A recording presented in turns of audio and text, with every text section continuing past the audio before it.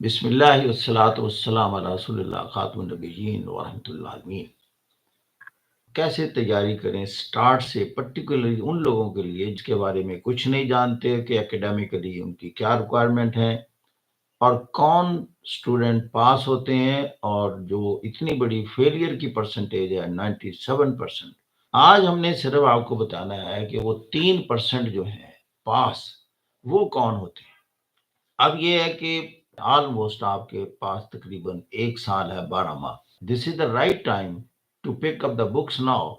جو بکس کا معاملہ ہے، the most important thing is the quality books, کیونکہ اگر آپ کے پاس مٹیریل ہی ناقص ہے تو اس کی آؤٹ پٹ بھی ناقص ہوگی۔ ایف پی ایس سی بھی ریکمینڈ کرتی ہے کتابیں، وہ پڑھ سکے کتابیں، تو وہ تو ایک ہائیسٹ لیول کی اسٹڈی ہے۔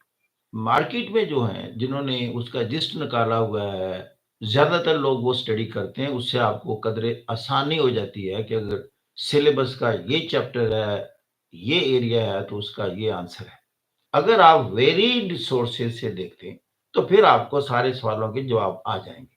تبھی ہم سجیسٹ کرتے ہیں کہ ایک آپ سبجیکٹ ہے، اس پر جب آپ اسٹڈی کریں تو کم از کم 2 آتھر کو آپ اسٹڈی کریں۔ اس سے یہ ہے کہ ہر ایک کا فوکس الگ ہوتا ہے، اس کی اپروچ الگ ہوتی ہے، اور کچھ ایڈیشنل نالج ہوتا ہے دوسرے کے پاس۔ تو لہذا جب 2 کو آپ اسٹڈی کر کے پھر آپ نے اپنے نوٹس بنانے، اب آپ نے دونوں کا جسٹ بنا کر اپنے ہاتھ سے نوٹ بک پر لکھنا ہے۔ پھر سبسیکوینٹلی اب آپ کے پاس سارا سال ہے، سپوز اگر آپ نے سٹارٹ ہی یہاں سے کیا، ایک دن اٹھا لیا climate change, subsequently if any new thing come to you, جو نوٹ بک آپ نے رکھی ہوئی ہے، جو آپ نے پیجز کلائمیٹ چینج کے لیے مختص کیے ہوئے ہیں، تو you keep on adding those new points. 1 سال کے بعد، 10 ماہ کے بعد، 6 ماہ کے بعد آپ دیکھیں گے کہ آپ کا یہ سبجیکٹ کا جو کوالٹی ہے وہ کسی ایک بک سے بھی اونچی چلی جائے۔ پہلا پوائنٹ ابھی تک جو میں نے بات کی ہے، that is the quality knowledge source from the quality source. اور کیسے؟ اسٹڈی کرنے کے بعد آپ نے اس کو لکھا۔ جب آپ نے لکھ لیا، پھر آپ اس کو نہ ریکال کریں، اس کو بند کرنے کے بعد، whether the things have gone to the repository of your this neuro chamber۔ جب آپ ریپروڈیوس کرنے کی پوزیشن میں ہو گئے، اٹ مینز آپ نے سارے پوائنٹ سمجھ لے، you have prepared one topic. اور یہ چیز آپ کو سینس آف اچیومنٹ میں دے گی، کیونکہ یہ جو لوگ ڈسکریج ہوتے ہیں نا، میرے پاس کئی اسٹوڈنٹ آتے ہیں، سر جی بڑے عرصے سے لگے ہوئے ہیں، کوئی تسلی نہیں ہو رہی، اعتماد نہیں پیدا ہو رہا کہ آئی ہیو پریپیئرڈ اور ناٹ۔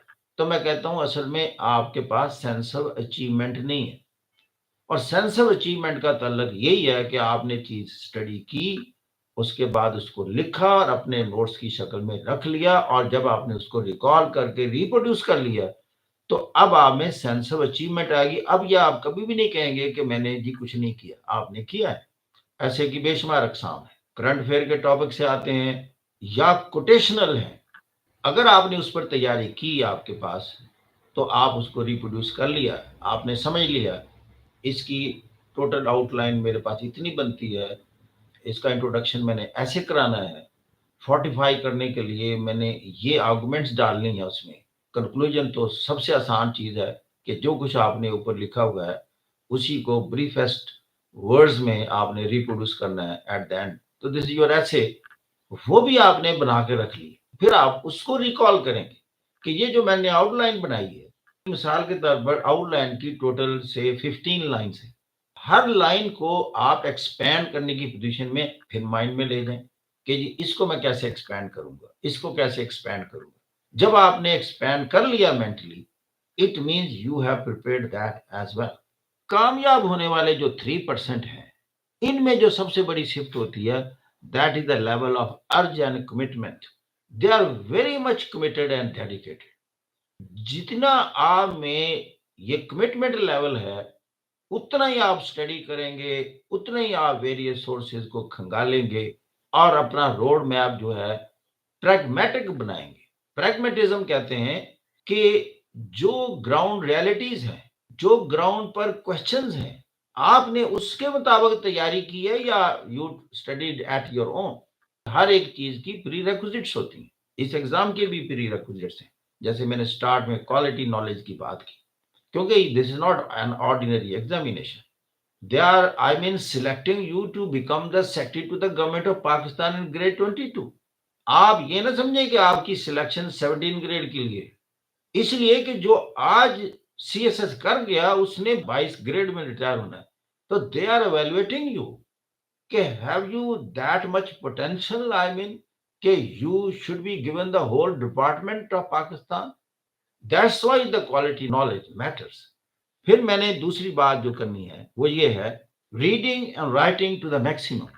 कितना ज्यादा स्टेमिना है आप में रीडिंग का, ये स्टेमिना उसी में रहेगा जो ज्यादा कमिटेड है. तीसरा पॉइंट है कि आपने जो अब लिख लिया उसको आप एवेलुएट करवाएं. दो तरीके हैं एवेलुएशन के. अगर तो आप किसी इंस्टीट्यूशन को ज्वाइन किया हुआ है, किसी मेंटोर को ज्वाइन किया हुआ है, उसको दिखाएं कि जी ये सवाल का अगर जवाब हो, is it the standard answer. ये नहीं है कि अगर वो नहीं अवेलेबल तो आपके लिए पॉसिबल नहीं एवेलुएट करना, फिर भी पॉसिबल है. वो पॉसिबिलिटी कैसे होती है? वो होती है सेल्फ एवेलुएशन. जिस सोर्स से आपने नॉलेज उठाया है, आप उस सोर्स से कंपेयर करें कि आपने उसकी तमाम जो उसकी स्पिरिट है या एसेंशियल पॉइंट्स मेंशन है वो सारे रिप्रोड्यूस कर दिए हैं. This is the self evaluation. चौथा पॉइंट, रोजाना आपने एक चैप्टर या एक क्वेश्चन तैयार करना है. महीने में अगर आप 20 भी तैयार करें, 12 महीने आपके पास, तो 240 टॉपिक, यानी हर सब्जेक्ट के 20 टॉपिक्स आप तैयार कर सकते हैं. और मैं समझता हूं कि हर सब्जेक्ट के अगर 20 टॉपिक्स तैयार हो जाएं तो उसमें से 5 हर सूरत एग्जामिनेशन में होंगे. अब ये मैं वो रोड मैप दे रहा हूं जो कि पाकिस्तान में टॉप 50 में आने वाला प्रोग्राम है. टॉप 50 मींस जो ग्रुप जाएंगे सर ज्वाइन करना, आप यू कैन ज्वाइन इट. छठा पॉइंट है, that is very important, that is the English language. अब ये जो टेस्ट है सीएसएस या ऑलमोस्ट इंग्लिश का है. अब आपने साथ साथ, ये नहीं है कि पहले, कुछ लोग कहते हैं जी पहले तो आप इंग्लिश पढ़नी शुरू कर दें कि जी पहले तो ग्रामर पढ़ें, आप 4 माह ग्रामर ही पढ़ते रहें. इससे आप ना सेंस ऑफ अचीवमेंट से निकल जाएंगे. आप कहेंगे अभी तो मैंने सीएसएस का बाकी तो किया ही कुछ नहीं, वो तो सारे सब्जेक्ट ऐसे के ऐसे पढ़े हैं. आप नॉलेज गेन करते रहें, वो तो नॉलेज के पॉइंट है, लेकिन इसके साथ साथ पैरेलल डेली जो चलना है आपने, ये इंग्लिश वो चीज है कि इसको आपने साथ साथ रखना है आखिर तक. इसमें क्या करना है, सबसे पहले टेंसेस सीखने आपने, फिर आपने नरेशन, डायरेक्ट इनडायरेक्ट, चंद दिन एक्टिव और पैसिव जो है वॉइस, इस पर लगाएं. फिर आप प्रेपोजिशन का चैप्टर देखें, कोई भी ग्रामर की अच्छी बुक लेकर. इसी तरह रोजाना इडियम्स और पेयर्स ऑफ वर्ड्स 5-5 रोजाना देखते जाएं, तो आप देखें कि एक साल में कहाँ आप पहुंच जाएंगे, आपकी वोकैबुलरी कितनी एक्सपैंड हो जाएगी. फिर आ जाता है जी प्रेसी. ये एक क्वालिटी आप में इनकलकेट करना चाहते हैं या आपको चेक करना चाहते हैं. एक पैराग्राफ है, सपोज 100 वर्ड्स हैं, वो कहते हैं उसको 33 वर्ड्स में आप स्क्वीज कर सकते हैं, कॉन्ट्रैक्ट कर सकते हैं, without compromising on the essential points mentioned in the paragraph. अब आ जाता है इसमें एक टेक्निक, क्या चीज आपने उसमें से डिलीट करनी है, ओमिट करनी है, वो एग्जाम्पल्स कोई दी गई. दूसरा एक स्टाइल होता है, वो मैं मिसाल के तौर पर पेश करता हूँ.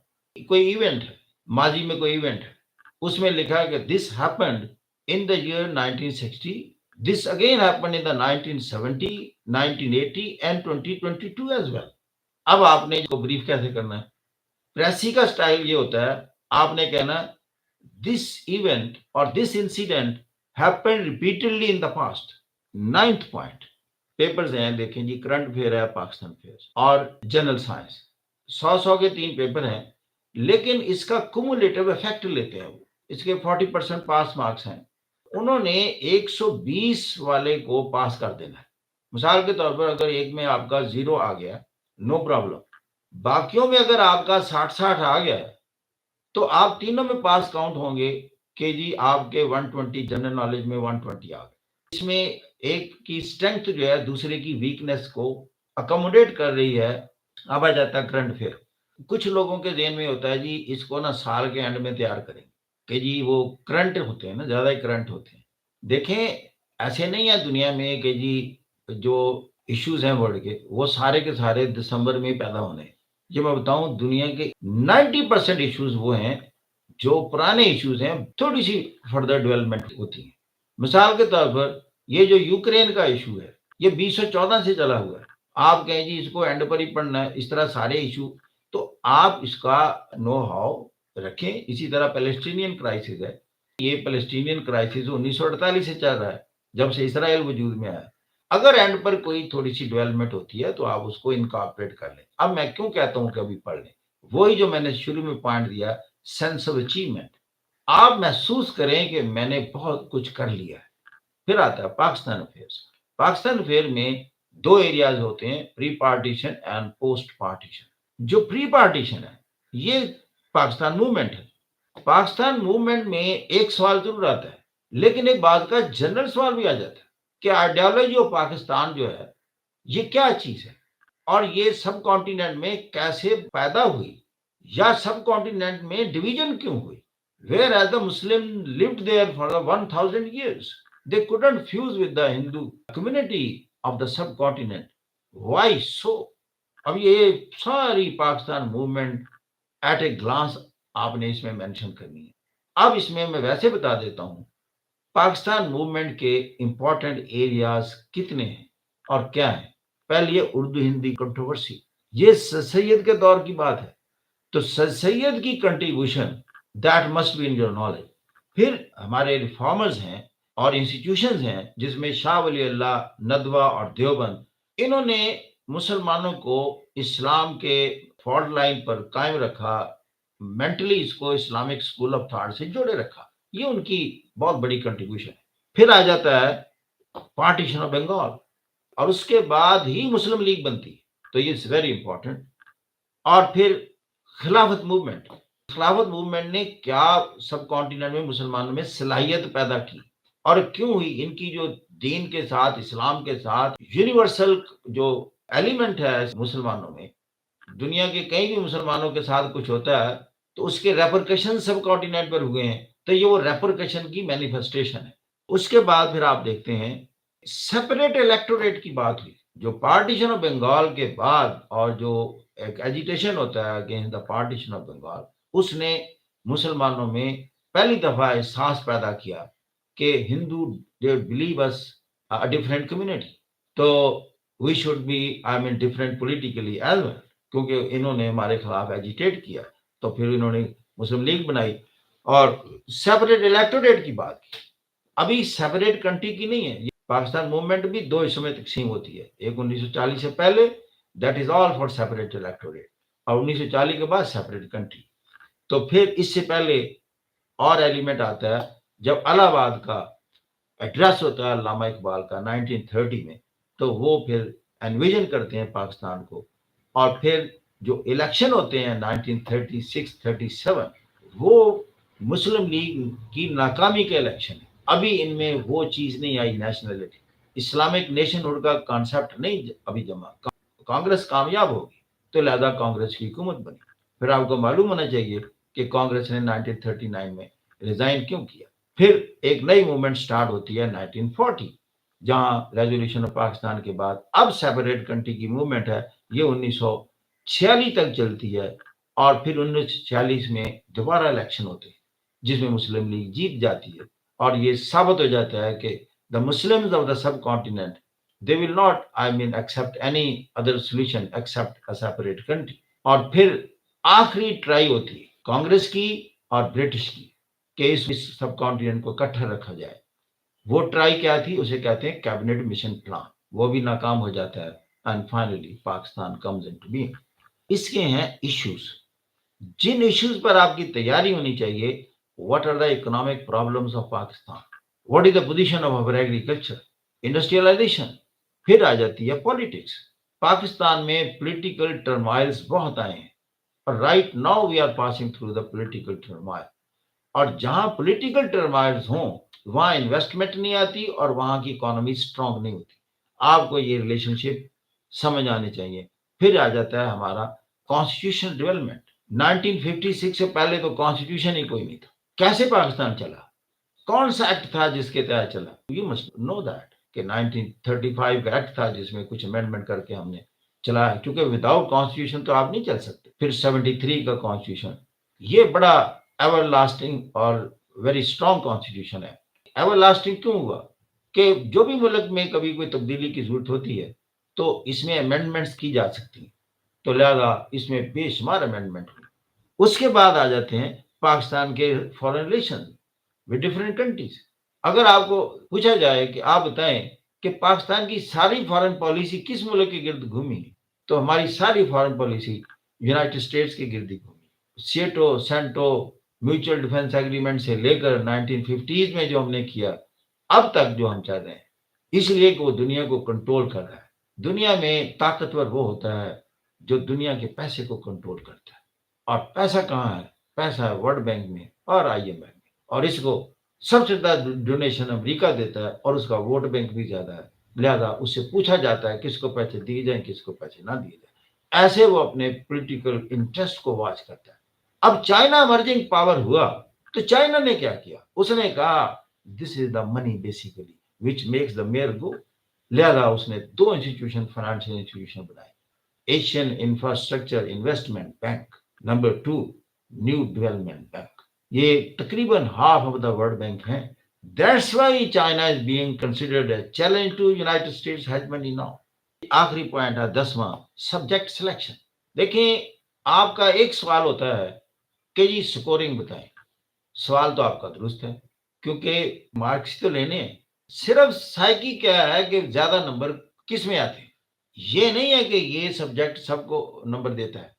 اگر ایسے ہے تو پھر مجھے بتائیں یہ جتنے ٹاپ کیا جنہوں نے سیاست کرتے ہیں ہر سال، ان سب کی کامنالٹی ہونی چاہیے، یہ سب کے ایک ہی سبجیکٹ ہونے چاہیے۔ سکورنگ بیٹا ہوتے ہیں جس میں آپ کا مائنڈ چلے، جس میں آپ کی بیک گراؤنڈ ہو، جس میں آپ کی اسٹڈی ہو، آپ کے پاس کوالٹی مٹیریل ہو۔ کئیوں کی ایسی بیک گراؤنڈ ہوتی ہے جی میری کوئی اسپیشلائزیشن نہیں، میں کسی سبجیکٹ میں بھی ٹھیک نہیں، سر جی مجھے بتا دیں کہ آسانی سے میں کیا کروں اور سکورنگ کیا۔ اب میں وہ بتانے لگا 200 مارکس کی جو بات ہے، پہلے 200، آج کل ٹرینڈ ہے، پہلے IR کا تھا، آج کل پول سائنس کا ہے، اس میں سے ایک آپ نے لازمی رکھنا ہے، اس لیے کہ یہ آپ کا کرنٹ افیئر، دنیا کا نالج، سارا کچھ آپ کو آشکار کر دیتا ہے۔ 200 تو آپ کے یہ ہو گئے۔ لینگویجز میں، کیونکہ لینگویجز اچھا ریوارڈ کرتی ہیں، جو بھی ریجنل لینگویجز ہیں، پنجابی ہے، پشتو ہے، سندھی ہے، بلوچی، جو بھی آپ کی لینگویج ہے آپ وہ اٹھا لیں۔ لیکن جو لوگ یہ نہیں لکھ سکتے تو ان کے لیے میں کہوں گا کہ جرنلزم اور سوشیالوجی، اس میں سے دونوں کے چیپٹر ایک ایک سٹڈی کریں اور ان میں سے ایک اٹھا لیں۔ پھر آ جاتا ہے جی criminology, gender studies, Islamic history یا انڈو پاک ہسٹری میں سے ایک ہسٹری آپ رکھ سکتے ہیں۔ اسلامک ہسٹری آپ کو اسلامیات میں بھی سپورٹ کرے گی، آپ کو اور بھی کئی اینگل سے کرے گی، اور انڈو پاک ہسٹری بھی آپ کو سپورٹ کرے گی، یعنی کمپلیمنٹری ہیں۔ دس از آل فرام مائی سائڈ۔ بہت بہت مہربانی جی سننے کی، اللہ تعالیٰ آپ کو کامیاب کرے، آپ کو آسانیاں فراہم کرے۔ Thank you very much once again.